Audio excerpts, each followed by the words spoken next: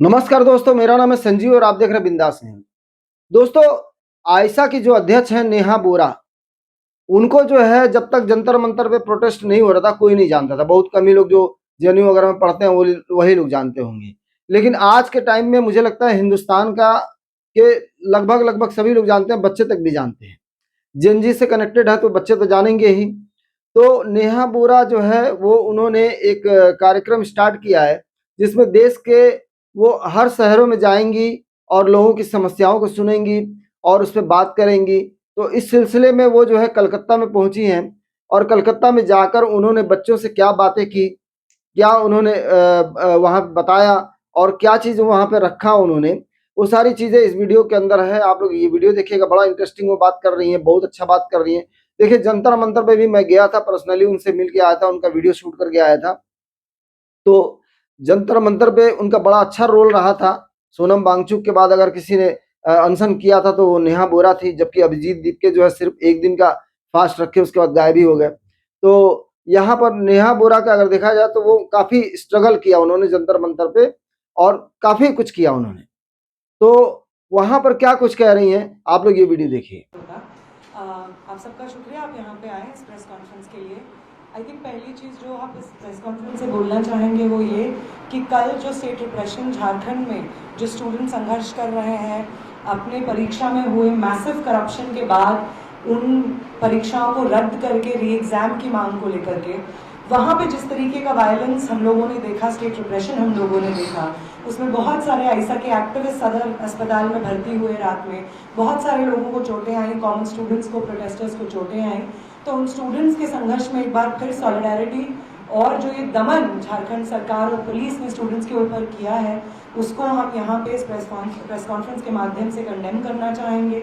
किसी भी तरीके का वायलेंस उन स्टूडेंट्स के ऊपर जो पीसफुली अपनी मांगे रेज कर रहे थे जस्टिफाइड नहीं है। और अगर कोई भी सरकार इस दमन को अंजाम देती है आवाज़ों को शांत करने के लिए, प्रोटेस्ट को शांत करने के लिए, तो वो स्टूडेंट मूवमेंट उसको कंडेम करेगा और किसी भी तरीके से उसके साथ खड़ा नहीं होगा। हम फिर एक बार रेटरेट करते हैं कि जेएसएससी सीजीएल की जो परीक्षा में भारी मिसमैनेजमेंट हुआ है उसको रद्द किया जाए और उसकी जगह एक नया शेड्यूल बनाया जाए। ये सही बात है कि एक ट्रिकी सिचुएशन है क्योंकि उसमें भर्तियां हो गई हैं, लेकिन ये जो करप्शन हुआ है उसको एड्रेस करना भी अकाउंटेबिलिटी का एक हिस्सा है। और उसके साथ साथ टीडीपीएल जैसे जो प्राइवेट एजेंसीज हैं जो इन एग्जाम्स को करवाती हैं और फिर हर साल इस तरीके का मैसिव मिसमैनेजमेंट हम इन एग्जाम्स में देखते हैं, उनका शिक्षा व्यवस्था में हस्तक्षेप पूरी तरीके से बंद होना होगा। ये डिमांड्स अभी भी हैं जो मानी नहीं गई हैं, इनके साथ हम सॉलिडारिटी एक्सटेंड करते हैं। बंगाल में जो टीचर्स का मूवमेंट, एसएससी टीचर्स का मूवमेंट चल रहा है जिसके लिए बहुत सारे टीचर्स संघर्ष एक लंबे समय से कर रहे हैं, उन टीचर्स के संघर्ष के साथ सॉलिडारिटी हम यहाँ पे इस प्रेस कॉन्फ्रेंस से देना चाहते हैं। और इसके बाद आगे अगर हम चलते हैं यहाँ पे बंगाल में आने का और ये जो एक जेनजी राइजिंग टूर हम लोगों ने कैंपेन के बतौर लिया है उसका पर्पस ये है कि जो पॉसिबिलिटी जंतर मंतर और देश भर में जो आंदोलन चला धर्मेंद्र प्रधान के इस्तीफे की मांग को लेकर के, उसने जब एक विक्ट्री रजिस्टर की, धर्मेंद्र प्रधान का इस्तीफा ले लिया, उसके बाद जो एक मोमेंट ऑफ पॉसिबिलिटी है जो एग्जिस्ट करता है हम सब के लिए, वो पॉसिबिलिटी सिर्फ ये नहीं है कि ऐसी सरकार में भी हम इस्तीफे करवा सकते हैं जिस सरकार के मंत्री कहते हैं कि हमारे सरकार में इस्तीफे नहीं होते हैं। सिर्फ ये एक पॉसिबिलिटी नहीं है कि इलेक्टेड रिप्रेजेंटेटिव्स को डेमोक्रेटिक मूवमेंट्स अकाउंटेबल होल्ड कर सकते हैं, बल्कि ये भी एक पॉसिबिलिटी है कि जो परिभाषाएं इस देश में रची गई हैं पिछले एक दशक से ज़्यादा का समय हो गया है, उसमें जो डेमोक्रेटिक इंस्टीट्यूशंस को वन आफ्टर द अदर ढाया गया है, चाहे वो जुडिशरी हो, मीडिया हो, इलेक्टोरल प्रोसेस हो, इनफैक्ट उसको जो एक करके एक के बाद एक ढाया गया है, उन तमाम इंस्टीट्यूशंस को वापस दुरुस्त करने की जो लड़ाई है, उन लड़ाइयों को लड़ा जा सकता है और एक विक्ट्री इस देश के मास मूवमेंट्स रजिस्टर कर सकते हैं। उम्मीद वापस इस देश में जिंदा हो सकती है। इस चीज का एक एग्जाम्पल था और और इस मोमेंट ऑफ पॉसिबिलिटी में इस देश के वो यंग लोग जिनका कमिंग ऑफ एज हुआ है, ना सिर्फ उम्र के और समय के लिहाज से बल्कि पॉलिटिकल कमिंग ऑफ एज हुआ है, जिसके तहत पिछले कुछ सालों में जो चीज़ें हमें पॉसिबल लगती थी और जो चीज़ें करने से हमें डर लगता था, जो लेबल्स, चाहे वो एंटी नेशनल का लेबल हो, पाकिस्तानी का लेबल हो, जो किसी भी पीसफुल प्रोटेस्टर पे लगा दिया जाता था और कोई उसको क्वेश्चन नहीं करता था, उन तमाम लेबल्स को इस मूवमेंट ने रीथिंक करने का एक साहस स्टूडेंट मूवमेंट्स को दिया है। वो साहस कि वो डिवीजन जो एक दशक से बार बार इस देश को सिखाया जा रहा है, जाति, धर्म, जेंडर, रिलीजन, लैंग्वेज, इन तमाम बेसिस पे उन डिविजन्स के को अनलर्न करते हुए, एक दूसरे के साथ सॉलिडारिटी में खड़े रहते हुए अपने शिक्षा, अपने रोजगार, पब्लिक इंफ्रास्ट्रक्चर को मजबूत करने के मुद्दों को एक साथ लड़ा जा सकता है और जीता जा सकता है। ये एक पॉसिबिलिटी इस मूवमेंट के बाद खड़ी हुई है। और ये मूवमेंट सिर्फ जंतर मंतर का एक मूवमेंट नहीं था, ये मूवमेंट देश भर में इस देश के स्टूडेंट्स ने और यंग लोगों ने लड़ा है। कोलकाता में भी एक बहुत बड़ा प्रदर्शन 24 तारीख को हम लोगों ने देखा, जिसमें स्टूडेंट्स सामने आए हजारों की संख्या में, 40-50 हजार स्टूडेंट्स कोलकाता की सड़कों पे उतरे, ये कहते हुए कि वो सिस्टम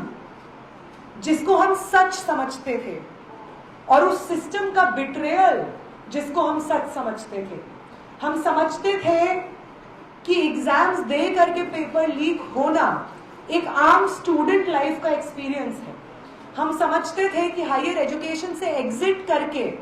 हाथों में पीएचडी, एमए की डिग्री लेने के बावजूद नौकरियां नहीं मिलना इस देश के यंग लोगों की जिंदगी की एक रियलिटी है। इन तमाम सिस्टम्स को रिजेक्ट करते हुए स्टूडेंट्स के पॉलिटिकल इंटरवेंशन की तरफ एक पॉजिटिव आउटलुक और स्टूडेंट्स के पॉलिटिकल इंटरवेंशन को इनकरेजमेंट इस मूवमेंट के बाद मिला है। और इसी मैसेज को ले जा करके और अलग अलग जगहों पे राज्यों में जो मूवमेंट, स्टूडेंट मूवमेंट्स अपने अपने संघर्ष लड़ रहे हैं, उनको सॉलिडारिटी देने के लिए हम ये जेन ज़ी राइजिंग टूर अलग अलग जगहों पे कर रहे हैं,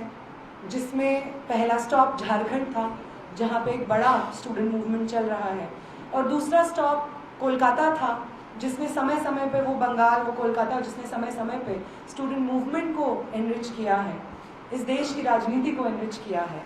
और इस जगह पे स्टूडेंट मूवमेंट को सॉलिडारिटी प्रोवाइड करना और यहाँ के स्टूडेंट मूवमेंट से इंस्पिरेशन लेकर के बाकी जगहों के स्टूडेंट मूवमेंट को एनरिच करना, एनईपी के खिलाफ, एनटीए के खिलाफ जब हम पेपर लीक की बात करते हैं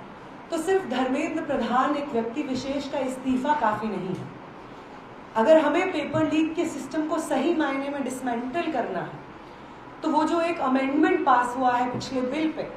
पेपर लीक के खिलाफ, वो भी काफ़ी नहीं है। ज़रूरत है कि एनटीए जैसे इंस्टीट्यूशंस, प्राइवेट एजेंसीज जो कि रिस्पॉन्सिबिलिटी जिनको दे दी जाती है इस तरीके के सेंट्रलाइज्ड एग्जामिनेशंस करवाने की, और वो हर साल अपने मिसमैनेजमेंट और पेपर लीक से एग्जाम्पल्स प्रेजेंट करते हैं कि क्या नहीं करना होता है, उन एजेंसीज का एजुकेशनल सेटअप में हस्तक्षेप पूरी तरीके से रद्द किया जाए। वो एनईपी जो एजुकेशन व्यवस्था में इस प्राइवेटाइजेशन को, इन प्राइवेट एजेंसीज के आने को सरल बनाता है, सिस्टमैटिकली इंस्टीट्यूशनलाइज करता है, उस एनईपी को रोल बैक होना होगा। वो सेंट्रलाइजेशन ऑफ एग्जाम्स जिसके खिलाफ एक लंबा मूवमेंट देश भर में चला और उस मूवमेंट को बुलडोज करते हुए एनईपी को लाया गया, और वन नेशन वन एग्जाम का ये स्लोगन देते हुए सारे एग्जामिनेशंस, चाहे वो मेडिकल हो, इंजीनियरिंग हो, अंडरग्रेड, पीजी, पीएचडी के एग्जामिनेशंस हो, सबको सेंट्रलाइज कर दिया गया और सबकी जिम्मेदारी एनटीए को दे दी गई। और जब पेपर लीक का इन्वेस्टिगेशन होता है तो बार बार एनटीए के इंटरनल पैनल में जो लोग शामिल रहते हैं वो लोग सामने आते हैं, पीवी कुलकर्णी सामने आते हैं, मनीषा मंघारे सामने आते हैं, और ये सब लोग एनटीए के इंटरनल पैनल में मौजूद रहते हैं। और एक और चीज़ जो सामने आती है वो ये रहती है कि मनीषा मंघारे, दिनेश बिवाल जैसे लोग भारतीय जनता युवा मोर्चा के सदस्य रहते हैं।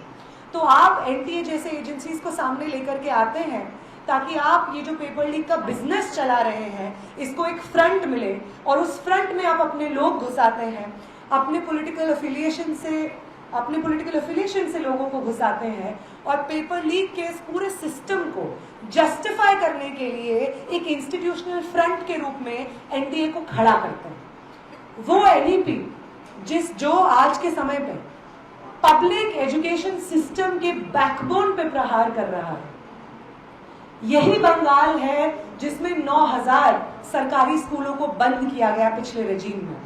और जो प्रेजेंट गवर्नमेंट है वो एक वादा लेकर के आती है कि इन स्कूलों के रीइंस्टेटमेंट को, पब्लिक एजुकेशन को, स्कूल एजुकेशन को मजबूत करने के लिए स्टेप्स लिए जाएंगे, लेकिन 3 महीने के बाद कोई स्टेप्स नहीं लिए जाते हैं इनको एड्रेस करने के लिए।